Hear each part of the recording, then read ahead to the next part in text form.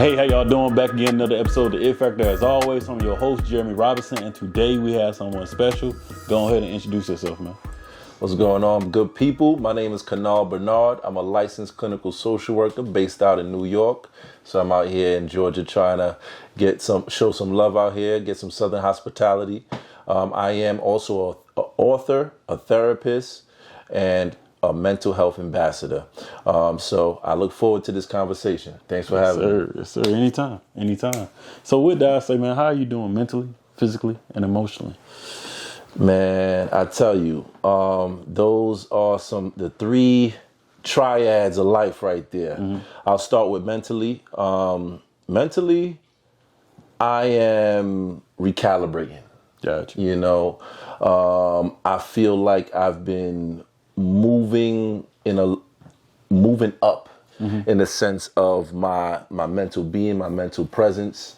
And now I'm getting used to things that are happening, right? So I'm utilizing some skills, and just being a therapist doesn't mean I have all things in place. Right. I may have the tools, but I haven't had to use certain tools. Yeah. And now I'm getting that opportunity to practice that and get it going. Yeah. Physically, I am looking for the light, to say the least.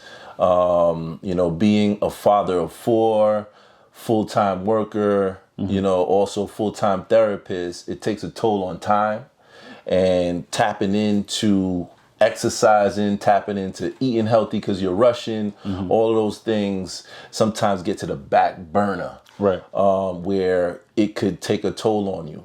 Getting proper rest, getting up early, it takes a toll. But what I do is try my best to juice in the morning to just keep some level of balance and going forward in the day. Going into emotional lately has been a roller coaster, and that's where the mental piece, the emotional piece, they go hand in hand. As far as I mentioned I'm already a father. There's always different issues that come along with that we have to prepare for. And being a father and being a husband and being a leader, it takes a lot of emotional intelligence to maneuver and work through and continue to stick with your values. So I've been challenging my emotions lately. I've been winning, thank God, but it's been a challenge. Indeed. So with that, man, I say, so what is your it factor then? Why do you do what you do? Well, I like that. And it also gravitated me to the name of your podcast, right? The it factor. We don't often talk like that. Like, what's your it factor? Unless we're in a room where someone is trying to pull something out of you or to highlight something about you. And sometimes we're so humble that we don't realize what our it factor is. Right. I hear a lot from others what my it factor is versus hearing it from myself and giving it to myself at times, right? I hear that, hey, you are a genuine dude, you keep it real, you're so transparent, fatherhood is always highlighted for me. How do you do it, right? You are a person who accomplishes so much. And a lot of people, they say that because they're from where I'm from, right. And they wonder, like, how did you get that far? And we're from the same place, right? So when it comes to the it factor, I'm still learning what that it factor is. Gotcha. I'm still working on accepting what that it factor is. So time will tell what that it factor is. But I'm just taking in what others are telling me around it. I respect that. So what led into you wanting to major in sociology and anthropology? Let me tell you something about school. And school, I wouldn't say it wasn't for me at the time, but I wasn't focused on school as a primary reason that I was in school. I'm an ex-athlete, so I played basketball in college. I was first playing at a state school, then transferred to a community college. Got a scholarship to the community college out there, and they didn't have as many majors as I wanted. I was actually doing pre-engineering in electrical engineering. And they didn't have that. It was a school based out of teaching and research. And I said, what else to research besides society, right? So in sociology, we call it society. In anthropology, we call it civilization, right? So we reach a point where I was like, you know what? Let me dive into this. Let me learn more about myself around this world, especially being 18, 19 and learning and really being truly exposed to the world. I was like, this is the perfect timing for me to hone in on like knowledge around sociology and anthropology. Where did we come from? And we know this is very controversial nowadays. Yes, indeed. Where we came from. And I tell you now, what I've learned post-college is different from what I learned in college. Definitely. Around society and everything, so it was good that I did learn it back then so I could compare it, because now I could understand why some people do certain things or look at the world certain ways. And we all accept our truths, what we think is a fact, right? Sometimes facts are not even truly facts. Definitely. Right. But at the same time, sociology and anthropology have really helped me understand the world, understand myself, and kind of helped me kind of look at life in a perspective of not how small I am, but how small someone can be in such a big world globally, right? So much things are happening in other countries that we would never know unless we studied. Definitely. Right? And now in today's world, we got the internet and things like that to bring things to your fingertips, but, you still don't know what's truly happening. And now it gives me more curiosity to explore. Got you. So with that curiosity, man, how do you play into you being a therapist and different things when it comes to your marriage? And also with you having 4 kids and being a black father. How is that? I don't think my wife has accepted that I'm a therapist yet. When I may tap into that therapeutic language, she's like, don't try to social work me. Right? But it's tough because at times in being a therapist, studying, human society and everything, like I see a lot further around certain things than some. And at times I may be right where my vision is at, where I need to be a little bit more present. Gotcha. Right. So it takes some self-awareness and insight in order to really know, like, how am I present right now? How am I paying attention to what's really happening right now? I know that, hey, this may happen a moment from now, but let me stay present and validate what's happening, especially when it comes to being married, right? You want to be a support for your partner. You want to create a safe space for your partner. You want to also feel valued from your partner. So how can I do all of that and still not do it in a clinical way? I want it to feel organic for the relationship. So that's how I really that's something I've been playing around with, being married and being a therapist. Cool. So that also leads me to the next thing. So being a black father, I grew up without my father. So I'm writing these questions for certain black men. I see that you're married and I see that you're a father. Man, how important is a father in a black household?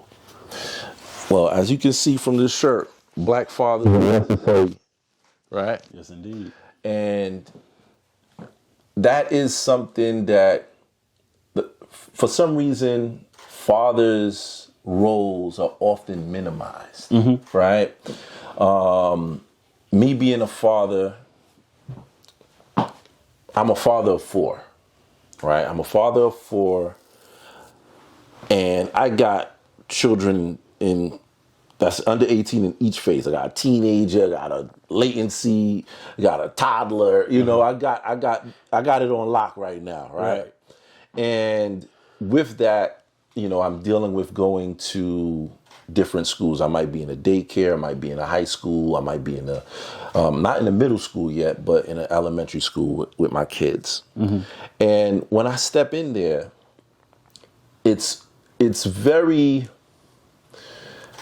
I would say that when it comes to the acknowledgement, is not highlighted with fathers like that. Is like, I'm here for a pick up and go.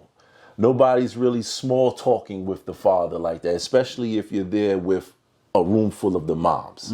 Like I went to a birthday party for one of my kids, and it was a pool party, but it was in a venue, so they had a room where all the parents were hanging out, but all the mothers brought. My wife was actually doing something for work, so she couldn't take care of that. So I'm there, me and a whole bunch of moms. I could count on my hand how many sentences I shared with them, right? And they were all zoned into themselves, right? So there's this, it's almost like we separate in a sense. So the father's role, when we look at it on statistics, we talk about if the father's not in the home, child is more likely to be incarcerated, not finish school, child's likely to be pregnant, all of these stats. But when we're looking at fathers, when they're actually there, we're not acknowledging them like that. Not at all. Right? We're not valuing them like that. Why is Father's Day so low in the holiday list for the year? Right? So we have to begin, I think that we have to begin to acknowledge that more when it comes to fathers, how important their presence are. And there's something that I've been sharing is that fathers are nurturers too. Definitely. Right? Definitely. You're right about that. And it's crazy because we go all out for like Mother's Day. You're right about that. But Father's Day, like you get a pair of socks. Yeah. And they ain't about to give. It's like, hey, it really Father's Day today? And I heard it a lot of times. Father's Day today? So definitely, man, I commend you though for being a great black father. I appreciate I give you it. that. And I appreciate it. also need more spaces for us, man. Yeah, they do. Definitely, man. So with that, I say, so who are you outside of your profession, outside of what you do, outside of what you went to school for? Well, man, I feel like who I am outside of my profession is busier than me as a professional. So putting even fatherhood to the side, right? Family to the side. I'm always researching, looking into investments, generational wealth. Gotcha. We talk about generational wealth and building and creating, not only for ourselves, but for our community, passing it down to the children. So that's something that I do a lot. I'm looking into real estate, tapping into that. When it comes to motivation, right? Outside of my profession, I like to motivate others, right? I'm always doing something to help someone, volunteering somewhere to do something. So I do that a whole lot. Now, once you get into the fatherhood aspect, you're going to see me tapped in, right? I'm in the crowd. I'm cheering on for the kids, all my kids who are in activities. My oldest daughter, she's in gymnastics. She's ranked in the state, and I'm there, rooting for her. So I keep myself busy. And I always, outside, even now, when you go into my friendships now, I'm making sure that I'm available. I'm giving people space, or knowing how to take space for them as well. So you're going to find me in a lot of different realms in that. I've even done training, physical training for people. So, I've helped some young men who are interested in basketball, doing drills, all of that stuff. Like, I keep myself busy. Gotcha. So that's why I say, like, in the professional realm, it's probably not as busy. You know what I'm doing. Then when you look at what I do outside of that, you're like, yo, where you find the time? But I make it happen. I even do something on my IG where I have a recap. And a lot of times you're seeing me with my family, me with friends, me with family, doing everything outside of therapy. Got you. I like that. I like that. I even get asked that now too. A lot of people ask me, man, how do you podcast? You do this? You engineer this? And I'm like, look, man, I figured it out. You should figure it out. Yeah. Just figure it out. Just inside the line, man. Just figure it out. And it gets that simple, right? When you really are into something, you get it done. Definitely. Right? Some people say, hey, how you get it done? I have no choice. Right. You know, that is my choice to get it done. So the choice of not getting it done, it looks like I shouldn't because of everything that's happening. But that's the difference between making an excuse and finding a reason not to. Got you. So tell me about your book, man. What went into you writing it, and how was that writing process for you? This is the book right here. So this is a children's affirmation book, right? And I got into it. It was one of my mentors.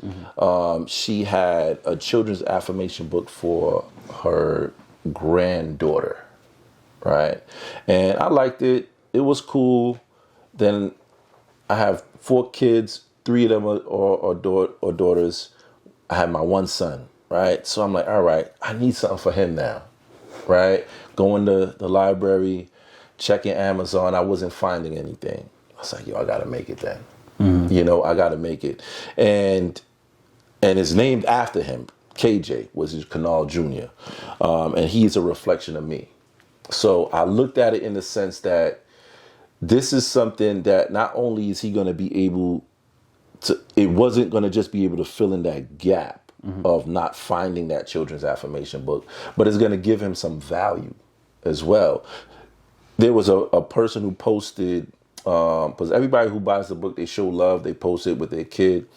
And my son saw the post. He's like, that's my book. How they got my book? He's running to his room to see where his book is at because he thought somebody took his book. But, you know, so he's only 3, so he's not really understanding the concept that it's being sold. Right.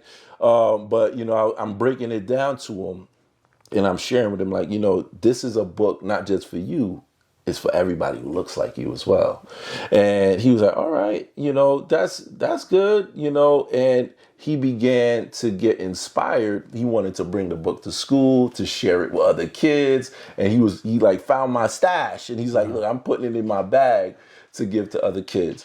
So just watching that, sitting back and watching that was inspiring. And it filled the purpose of what the book was about. And it was to keep him motivated, tap into his ambition. With kids, they look at things as superpowers, not strengths. And I wanted him to tap into his superpowers. I like that. I like that, man. And that's needed because I feel like I just had a person on last week and I posted an episode and we was talking and she said she really made her books because a lot of times black boys are not broadcast as much as young black girls. And I was like, okay. You know, and I thought about back when I was a kid and I thought about the Tiki and Runde book. And just because I played football, my mom had bought it for me. And I was like, wow, had I had something like that or seeing that now, I'm like, my kid got to see that because that's cool. Or even to be able to go to school and say, dang, I got a book. Like, you know, that's dope. Yeah. That's definitely dope. And my dad wrote it. So when they get to that point, it's like, my dad wrote it. Why my dad can't write no book? So that's going to be dope, man. So. And I got the other kids, they jealous now too, though. They're like, where's my book at? You know, another question I had is in regards to what we've been talking about, right? The topic has been black men and fatherhood, right? And you shared with me that you just got married September last year, right? We're still in the honeymoon stage, right? Newlywed stage. Now, how do you feel now? Has that changed you at all? You know, have you felt any difference in who you are since being married? Yeah, so this is going to be crazy, man. I can give it to you, though. I got married, right?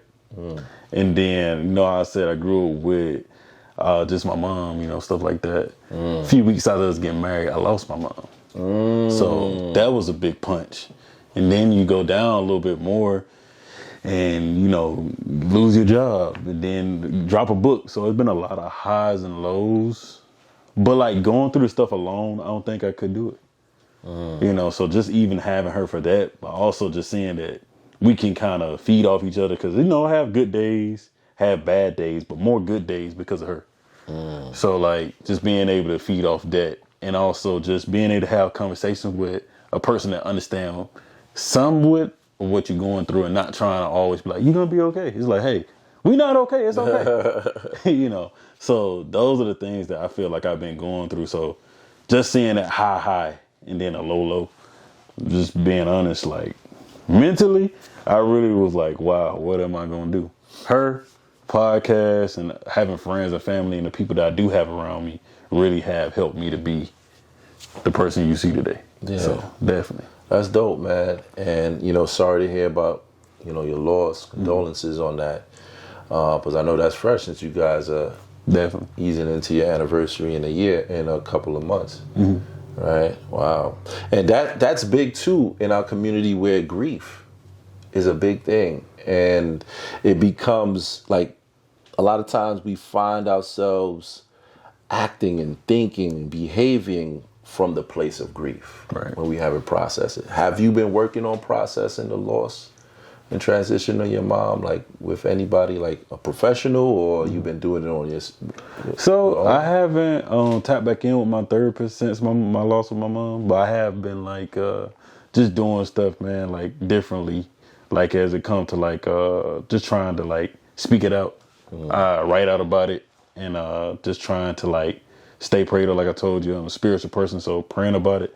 But I don't have an issue with, reaching out to somebody if it came a time. But the biggest thing is just being able to, this is going to be crazy, like helping people out really has been helping me, and like talking to them really has been helping me, and like doing, even with y'all today, this podcast, like every time I do something with the podcast, it makes me want to do it more. Cause it's like, dang, this is my call. Okay, cool. Let's keep doing this. And every time it's like, dang, I'm still doing it, cause she liked it. And that's something that I like to do. And I keep doing it because of that. Yeah. So that's good, man.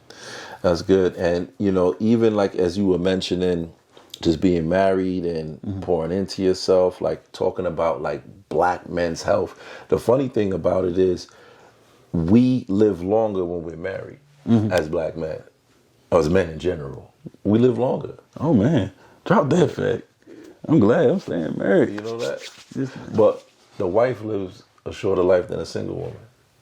Wow. So we can't kill them, bro. We got to take care of them. We got to take care of ourselves too. Yes, so that's just some fun facts for you when it comes to it. How about have you guys been planning for a child? We ain't been planning. We just been like, hey, if it happened, it happened. Yeah. It's a little different now. Now that we married, it's like, hey, we got some stuff coming up. Yeah. Straight killer. Yeah. It's funny because I wasn't married when I had my first child, right? And then the person I had my first child, we were no longer together. I met my wife, and then we got married, of course, and then began having kids. So I went into my marriage already a father, right? But I didn't allow that to be my identity with my wife, right? Because both of us are going to have our first child together. So we did the process as if we both were having our first child, period, right? So we did those programs that they share with us. We did those programs where like you're doing a Lamaze, you're doing the pre-parenting, all that stuff. We did that together. Gotcha. And I'm not gonna lie, I thought that I knew everything already. I'm just doing this because you wanted to do it. But I learned a lot, and it helped build a connection with my wife that I was able to truly hone in it after the birth. Gotcha. Right? And we leaned into that connection.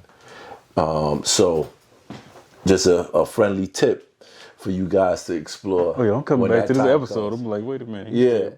He said, do what? All right, cool. Yeah, so do one of those I forget what they. It's not like a Lamaze, but it was in a group. So you did it with a group of other couples. Some had kids already, some didn't, and you were able to kind of share your experiences during the journey.